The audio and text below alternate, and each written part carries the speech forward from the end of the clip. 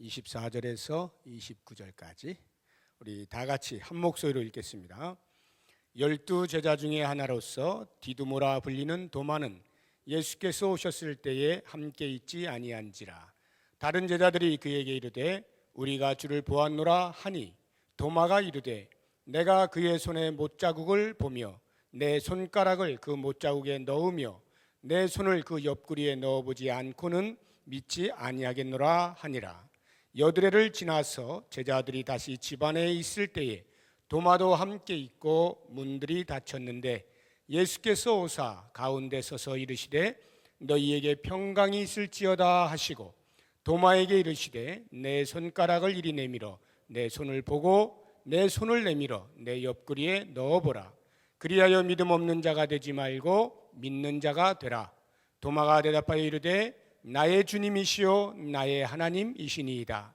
예수께서 이르시되 너는 나를 본고로 믿느냐? 보지 못하고 믿는 자들은 복되도다 하시니라. 아멘. 오늘은 도마에 대해서 같이 생각해 보겠습니다. 지금 우리가 성경 인물들을 제법 많이 봤어요. 이 도마 같은 경우는 이런 성경 인물 설교하는 때를 제외하면 거의 설교를 들을 기회가 없는 것 같습니다. 이 도마는 12제자 가운데 한 명이에요. 물론 갈릴리 지방 출신의 어부였죠.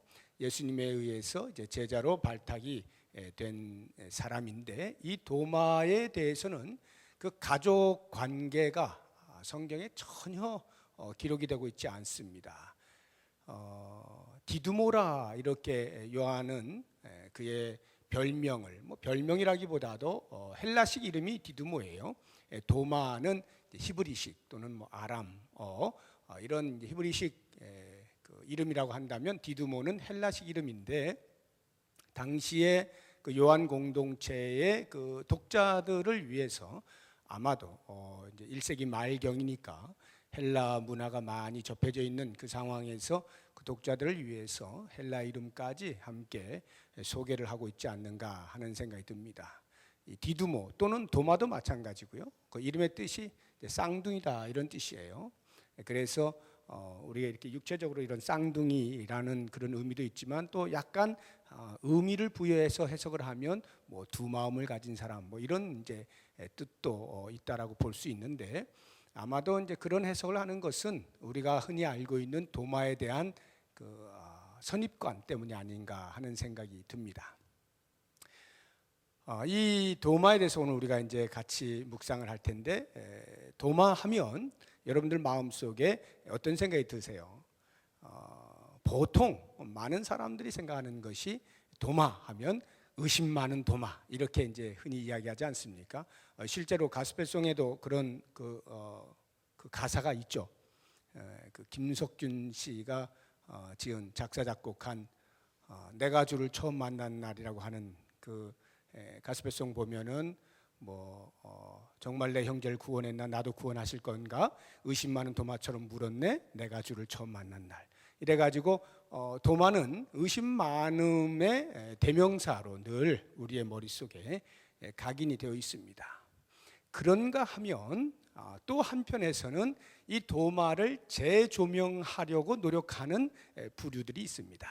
그래서 도마는 단순히 의심 많은 사람이다 라고만 볼 수 없다 라고 하는 것이고 오히려 도마를 보다 더 이성적이고 솔직 담백하고 용기가 출중한 그러한 인물로 보고자 하는 사람들도 있어요. 실제로 그런 어떤 성격이 성경 속에서 이렇게 저렇게 묻어나오는 것이 사실입니다. 그래서 우리가 잠시 이 도마가 어떤 사람인가라고 하는 것을 몇 군데 살펴보면서 같이 생각을 해보고 그 다음 이야기를 하도록 하겠습니다. 도마가 참 솔직담백하다라고 하는 것을 보여주고 있는 장면이 요한복음, 계속 요한복음에서만 보게 될 거예요. 이유는 나중에 나옵니다. 자, 요한복음 14장을 한번 보시기 바랍니다. 지금 20장이니까 손으로 잡으시고 앞으로 조금 가셔서 요한복음 14장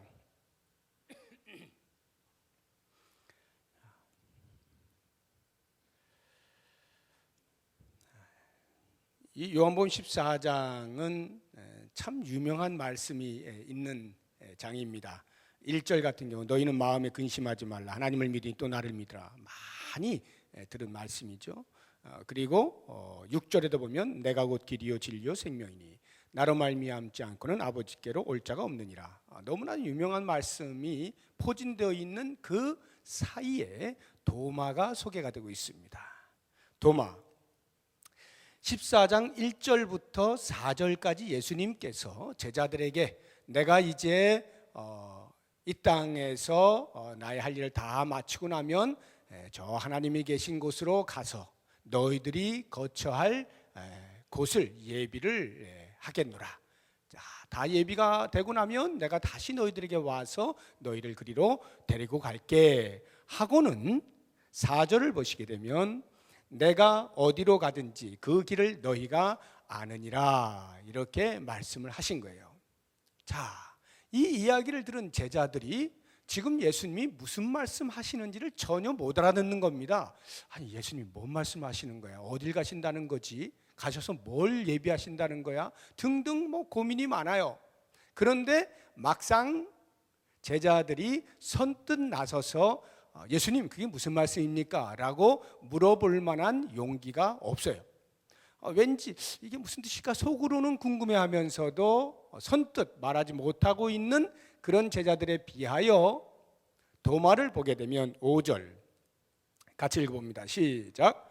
도마가 이르되 주여 주께서 어디로 가시는지 우리가 알지 못하거늘 그 길을 어찌 알겠사옵니까? 뭔 말 하는지를 모르겠는데요 라고 묻고 있는 거예요. 이 이야기는 도마가 마음에 담아두지 않는다는 것입니다. 이리저리 재지 않는 거예요. 앞뒤 살피고 눈치 보고 귀에 보고 이러지 않는 거예요. 도마는 그저 솔직담백해요. 내가 모르면 모른다는 겁니다.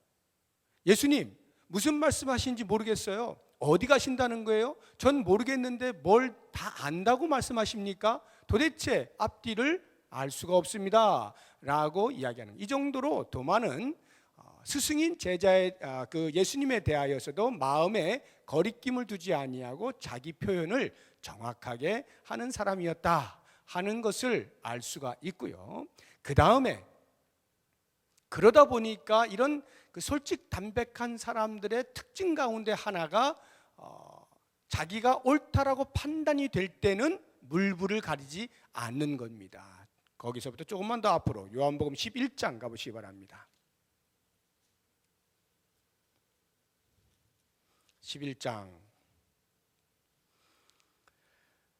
이 11장은 나사로가 병들었다는 소식을 들은 예수님께서 나사로가 죽을 때까지 기다리셨다가 죽은 다음에 제자들에게 야 우리 가자 이제 나사로한테 가자 이렇게 말씀을 하시는 장면이에요. 그때 제자들이 전부 예수님을 말립니다. 예수님 큰일 납니다. 지금 유대의 사람들이 방금 전에도 예수님에게 돌을 던져 죽이려고 했는데 지금 또 가시면 큰일 나죠. 나사로는 베다니에 살고 있었잖아요. 예루살렘에서 약 1km 떨어진. 그러니까 아주 위험하다는 것을 알리고 모든 제자들이 말리고 있는 거예요. 그런데 예수님께서는 야 이제 나사로가 죽었다. 그러니 이제 우리가 갈 때가 되었다. 내가 먼 계획이 있어. 너희들의 믿음을 위해서 이제는 우리가 가야 할 때야. 자, 가자. 이렇게 말씀을 하시니까 도마가 이야기합니다. 16절 보십시오. 16절 시작. 디두모라고도 하는 도마가 다른 제자들에게 말하되 우리도 주와 함께 죽으러 가자. 우리도 주와 함께 죽으러 가자. 이게 무슨 말이냐 하면 예수님께서 지금 뭔가 뜻이 있어가지고 가자 하는데 잘은 모르지만 반드시 가야 할 것만 같아요. 예수님의 말씀을 들어볼 때 비장한 각오가 있으신 거예요. 그러니까 모든 제자들은 다 돌에 맞아 죽을까 봐 스승이 돌에 맞아 죽는 것뿐만이 아니라 자기들도 위험하겠죠. 그래서 말리는 겁니다. 지금 갈 수 없어요 라고 할 때 도마는 예수님의 표정을 보면서 그 각오를 보면서 아 예수님은 반드시 가시겠구나 하는 판단이 섰을 때 제자된 도리로서 나는 예수님과 함께 하겠다. 예수님이 돌에 맞아 죽으면 나도 옆에서 돌에 맞아 죽겠다. 나 예수님과 함께 갈 거야. 난 제자야. 그리고는 그 말리고 있는 제자들에게도 권면을 해서 너희들이 제자라고 하면 그럴 수 없지. 우리 죽어도 같이 죽고 살아도 같이 사는 거 아니냐. 같이 가자. 죽더라도 가자. 이렇게 이야기를 하고 있는 거예요. 그러니까 이 도마는 판단을 해서 옳다라고 생각이 들면 그것을 마음에 담아두지 않습니다. 쭈삣쭈삣하지 않아요. 곧바로 실천에 옮기는 행동가였습니다. 의협심이 강한 사람이었어요. 예수님 편으로 보자고 하면 아주 충성스러운 제자였던 거죠. 이게 도마의 성품입니다.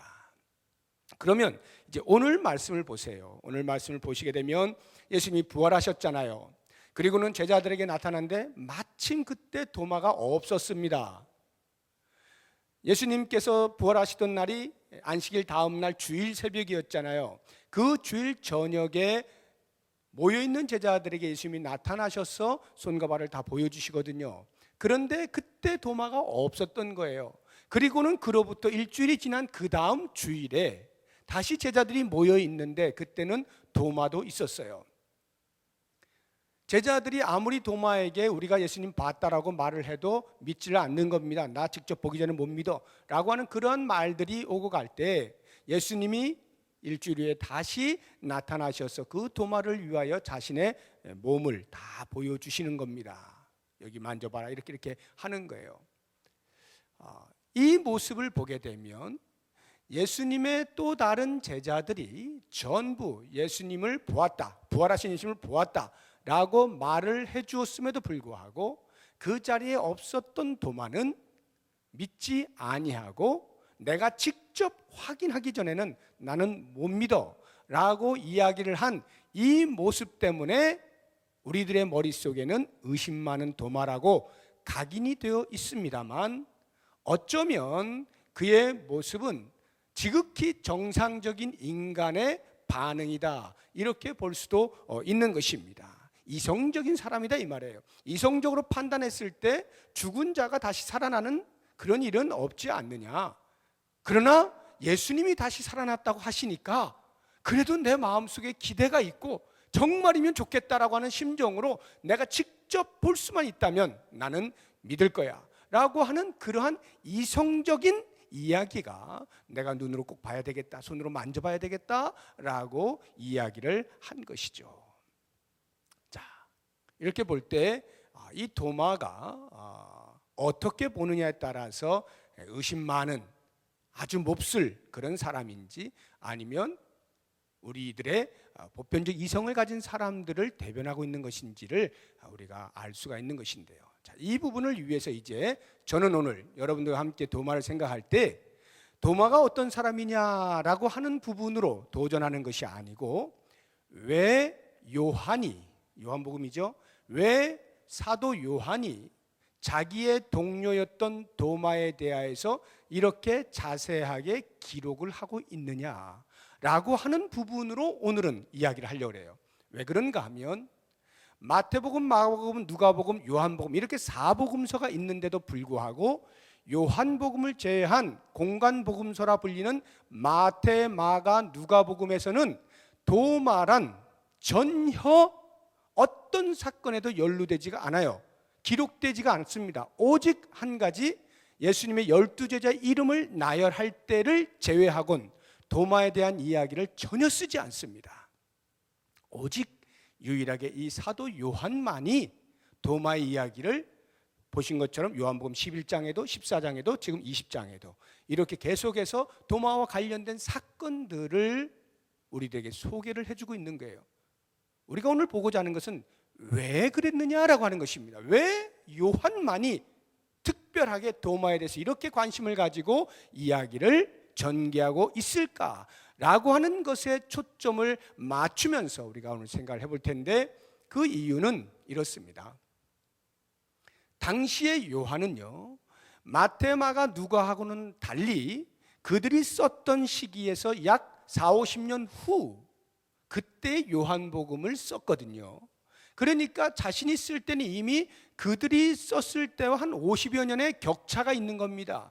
그 사이에 자기 공동체, 그 신앙 공동체, 요한 공동체로 불리우는 그 공동체 안에 어떤 문제들이 일어나게 된 것입니다. 그러면서 그것을 보면서 그들에게 뭔가 도전해야 되겠다라고 하는 것, 교훈해야 되겠다, 권면해야 되겠다 하는 그런 목적을 가지고 요한복음을 써 내려가다가 이 도마에 대해서 이렇게 자세하게 설명을 하면서 그가 가지고 있는 어떤 목적이 있다 이 말이에요. 이 요한복음서를 읽는 독자들에게 무엇인가를 전달해 주고 싶은 목적이 있었다 이거죠. 그것이 무엇이냐? 예수 그리스도의 부활 신앙. 예수 그리스도의 부활 신앙과 그 요한 공동체, 이 두 가지를 합쳐서 우리가 생각할 때 이제 몇 가지를 제가 말씀을 드릴 텐데, 가장 먼저 왜 도마 이야기를 요한이 하고 있는가? 그것은 보편적 이성을 가진 인간으로서는 예수님의 부활 사건을 믿기가 어렵다라고 하는 것을 알려주려고 하는 거예요. 부활 사건이란 이성으로 접근하여 받아들일 수 있는 것이 아니다라고 하는 것을 알려주고자 하는데 목적이 있었던 겁니다. 예수님의 부활을 믿지 못한 것이 도마뿐이었다고 생각하시면 큰 오산입니다.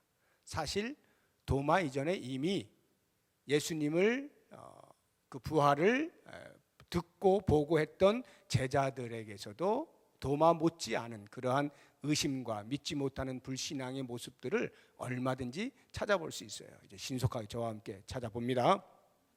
누가복음으로 가보시기 바랍니다. 누가복음 24장입니다.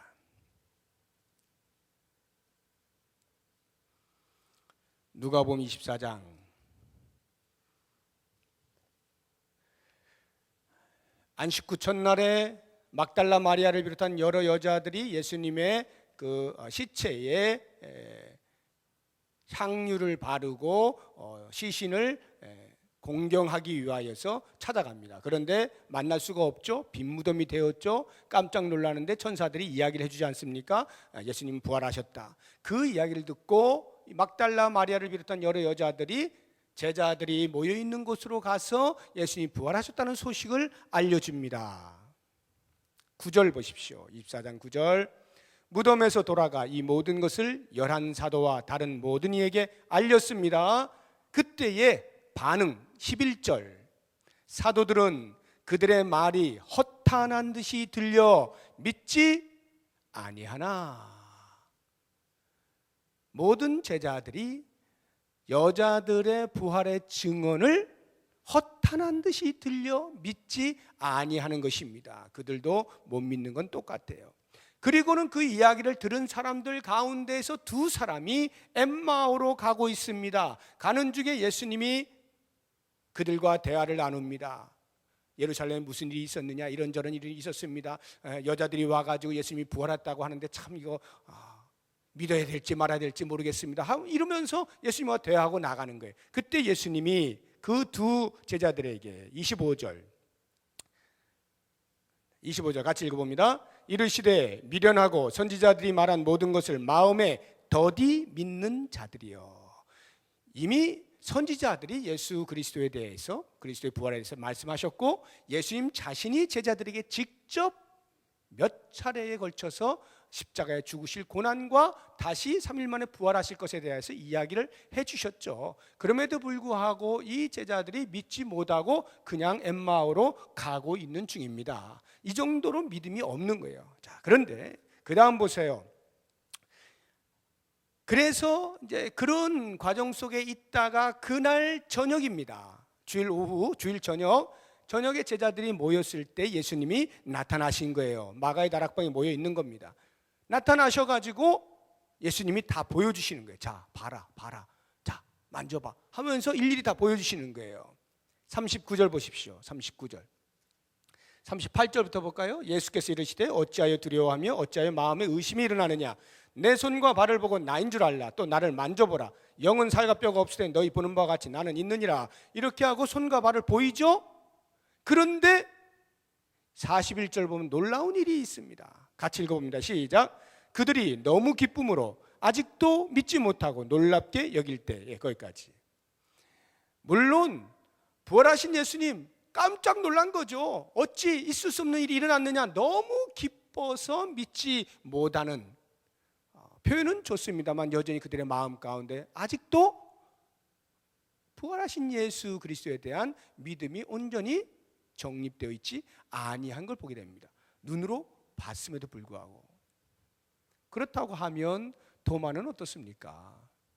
그래도 도마는요, 직접 봤을 때, 그래서 예수님께서 자 만져봐라, 자 넣어봐 이렇게 하셨을 때 도마가 직접 만지고 넣고 하지 않습니다. 성경에 그렇게 표현되어 있지 않아요. 예수님이 이렇게 말씀하셨을 때 도마가 곧바로 나의 주님, 나의 하나님 이렇게 고백하거든요. 부활하신 주님을 만나는 순간에 도마는 그냥 그 자리에서 무릎을 꿇는 거예요.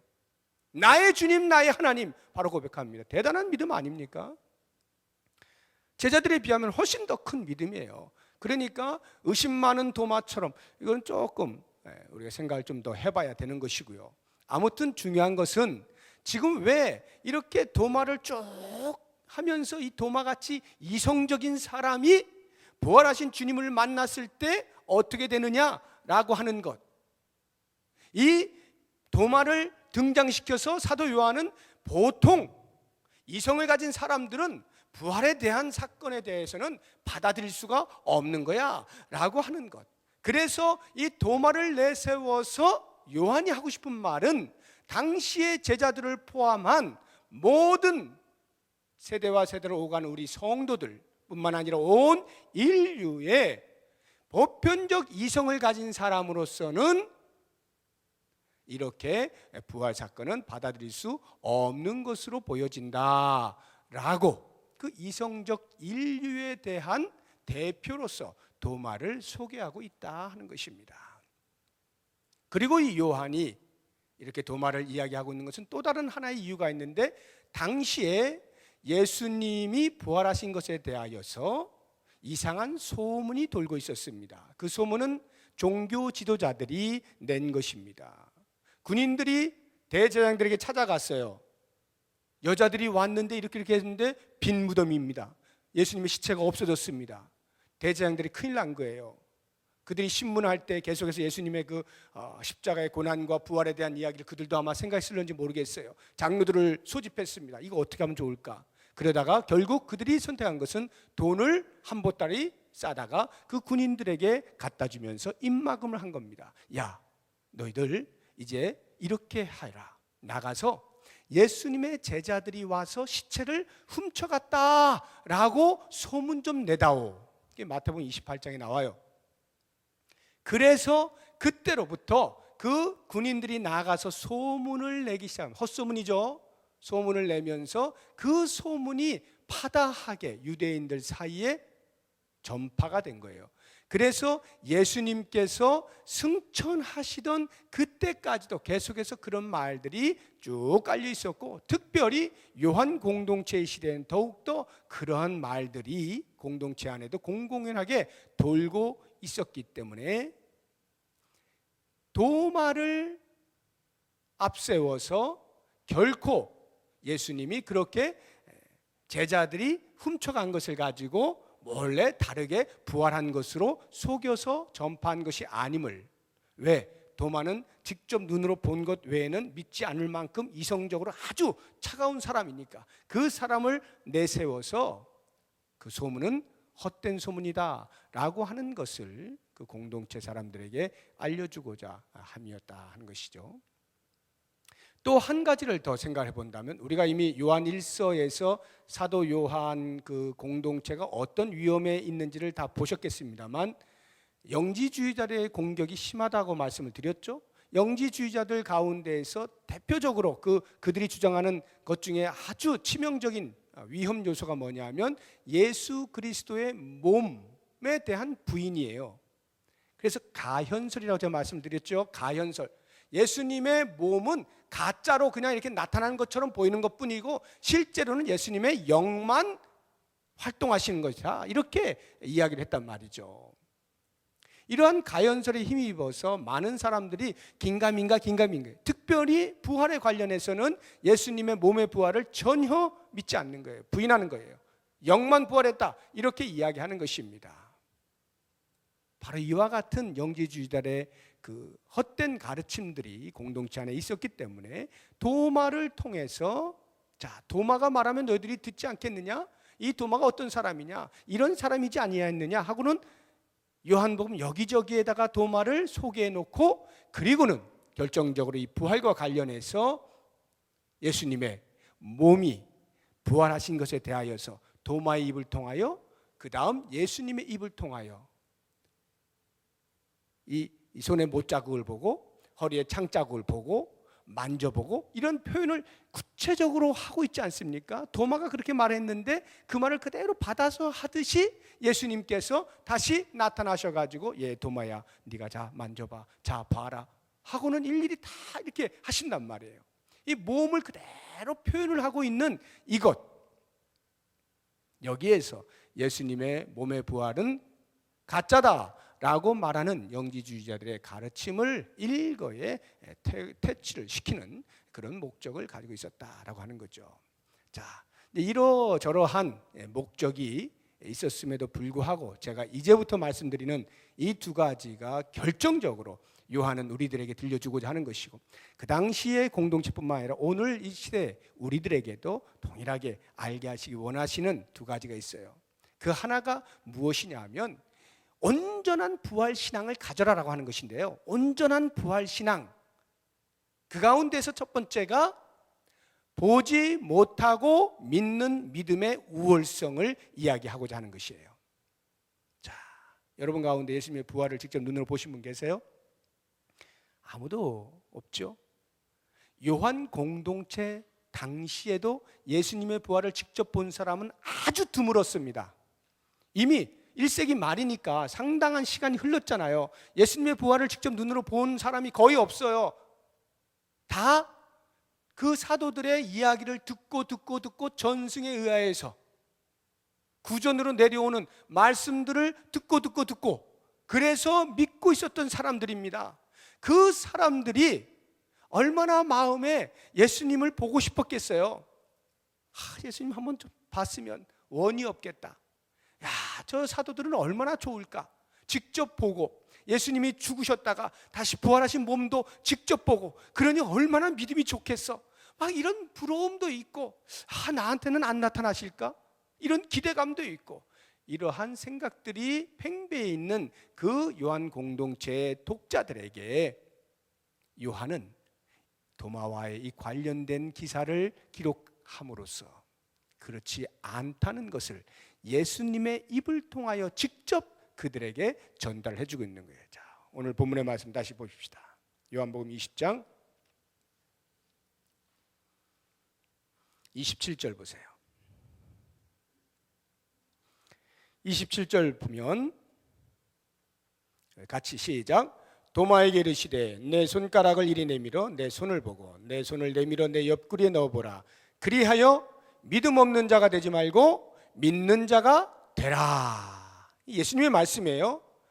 두 부류의 사람을 대치해 놓고 있죠. 믿음 없는 자와 믿는 자, 믿음 없는 자와 믿는 자, 이렇게 대치를 시켜놓고 있는 것이에요. 그러면서 뭘 요구하고 있어요? 둘 중에 어디를 선택할래? 이거죠. 그 요한 공동체에 묻는 거예요. 너희들은 어디를 선택할 거냐? 믿음 없는 자로 선택할 거냐? 아니면 믿는 자로 선택할 거냐? 너희들은 어느 편에 서 있을 거냐? 이걸 요구하고 있는 거예요. 눈으로 보았다라고 해서 믿을 수 있고 보지 않았다라고 해서 믿지 못하는 것이 아니다라고 하는 것입니다. 그래서 그 다음 말씀을 보세요. 29절에 너는 나를 본고로 믿느냐? 보지 못하고 믿는 자들은 복되도다.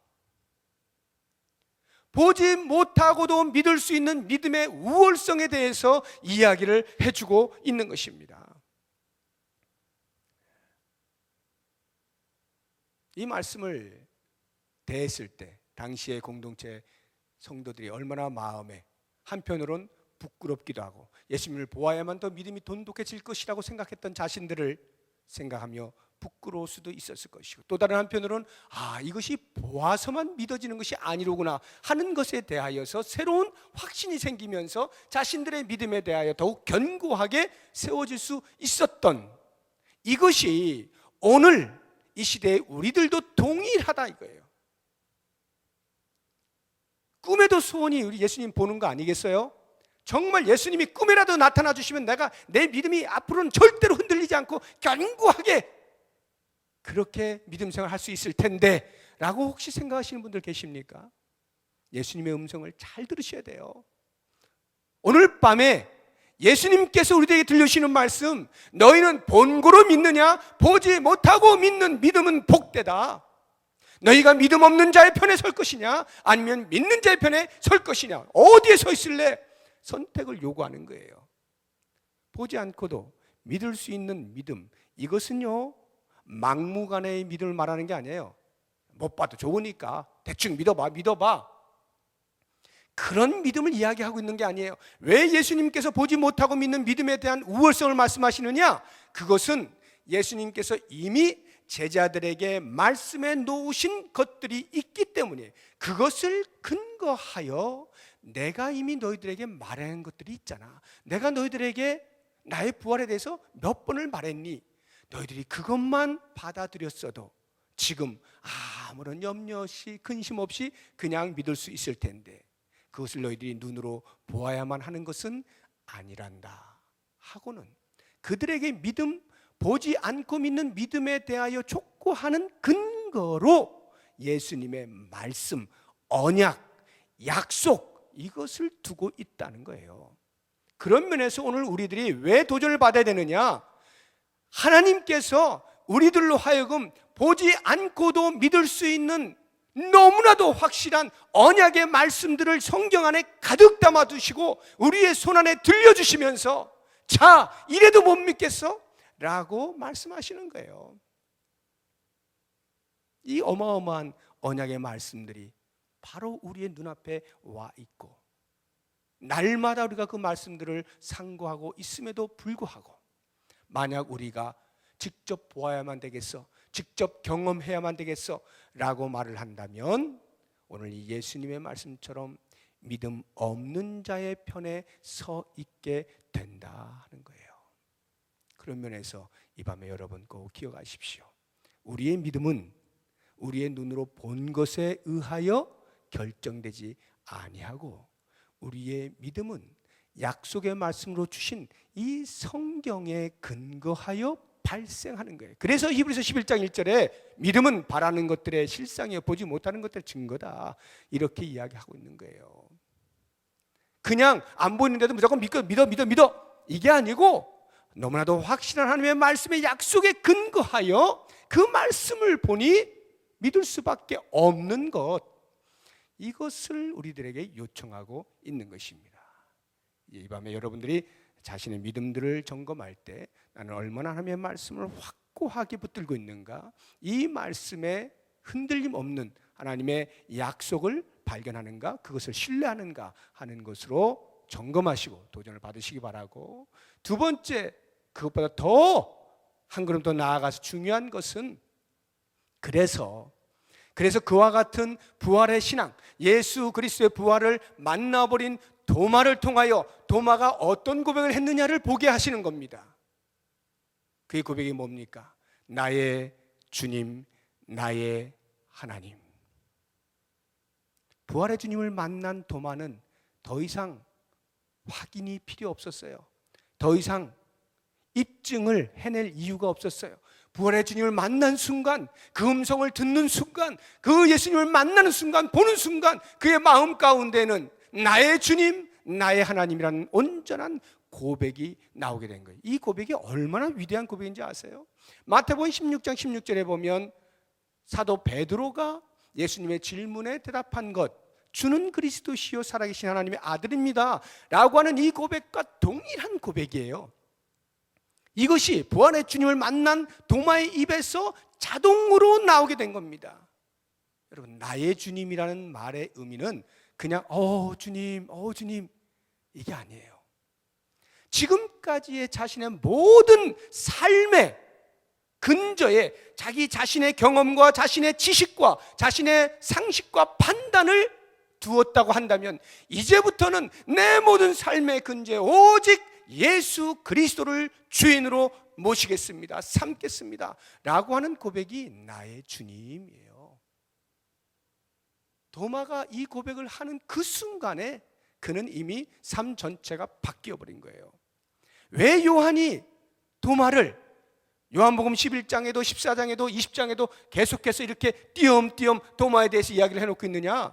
여러분 아시죠? 도마가 어떤 사람입니까? 이런 사람입니다. 이런 사람이에요. 이런 사람이 부활하신 주님을 만나는 그 순간에 어떻게 변화되는가를 보십시오. 그리고는 그 부활의 주님을 만나기 이전에 이성적이고 날카롭고 인간미 넘치는 그러한 도마에서 부활의 주님을 만난 이후에 그의 삶의 온전한 고백은 오직 나의 주님, 나의 하나님, 예수 그리스도만을 내 인생의 주인으로 삼고 이제는 내가 산 것 아니고 주님이 사는 것입니다라고 고백하는 삶으로 바뀌었다 이 말이에요. 바뀌었다 이 말이에요. 우리가 말씀을 통하여서 부활의 주님을 만났다고 한다면, 부활의 예수 그리스도를 만났다고 한다면 우리도 동일한 고백이 있어야 되는 거예요. 나의 주님, 나의 하나님, 내 인생 이제는 내 마음대로 살지 아니하고 주님께서 원하시는 대로 내 안에 살아계신 주님의 뜻대로 삽니다 라고 하는 고백이에요. 아까 우리 김명 집사님 기도할 때도 이제는 나는 죽고 내 안에 예수가 살아. 얼마나 멋있는 고백이에요. 나는 죽고 내 안에 예수만 살아. 그렇게 사는 삶, 부활의 주님을 만났을 때 한 영혼이 어떻게 변화되어지는지를 도마를 통하여 우리들에게 보여줌으로써 부활의 주님을 믿고 살아가는 모든 성도들에게 여러분도 그 고백으로 살아야 합니다 라고 말씀하고 있는 거예요. 이제 성경을 빠른 속도로 두 곳만 우리 찾아보고 과연 나의 주님이라고 고백하는 이것이 무엇을 의미하는지 고린도후서 5장입니다.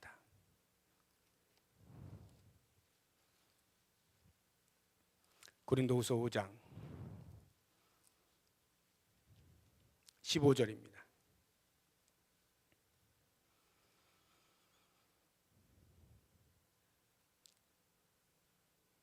천천히 말씀을 생각하면서 같이 읽어봅니다. 시작. 그가 모든 사람을 대신하여 죽으심은 살아있는 자들로 하여금 다시는 그들 자신을 위하여 살지 않고 오직 그들을 대신하여 죽었다가 다시 살아나신 이를 위하여 살게 하려 함이라. 우리의 삶의 목표가 분명해지는 거예요. 한 군데만 더 찾아봅니다. 유명한 말씀이죠. 갈라디아서 2장 20절입니다. 갈라디아서 2장 20절.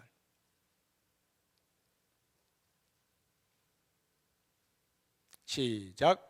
내가 그리스도와 함께 십자가에 못 박혔나니 그런즉 이제는 내가 사는 것이 아니요 오직 내 안에 그리스도께서 사시는 것이라. 이제 내가 육체 가운데 사는 것은 나를 사랑하사 나를 위하여 자기 자신을 버리신 하나님의 아들을 믿는 믿음 안에서 사는 것이라. 오늘 도마를 통해서 우리에게 들려주시는 이 음성, 보지 못하고 믿는 부활의 신앙이 훨씬 더 가치가 있다는 것과 그 가치를 알고 부활 신앙으로 예수 그리스도를 만나며 교제하며 살고 있는 우리들은 더 이상 나로 주인 삼지 아니하고 나의 주님, 나의 하나님 예수 그리스도를 내 안에 중심 보호자에 앉히시고 그 주님의 뜻을 따라 사는 삶으로 살겠습니다 라고 하는 이 고백이 오늘 이 밤에 참여하신 우리 모든 성도님들의 입술에서 온전하게 고백되어 줄 수 있기를 주의 이름으로 축복합니다. 기도하겠습니다.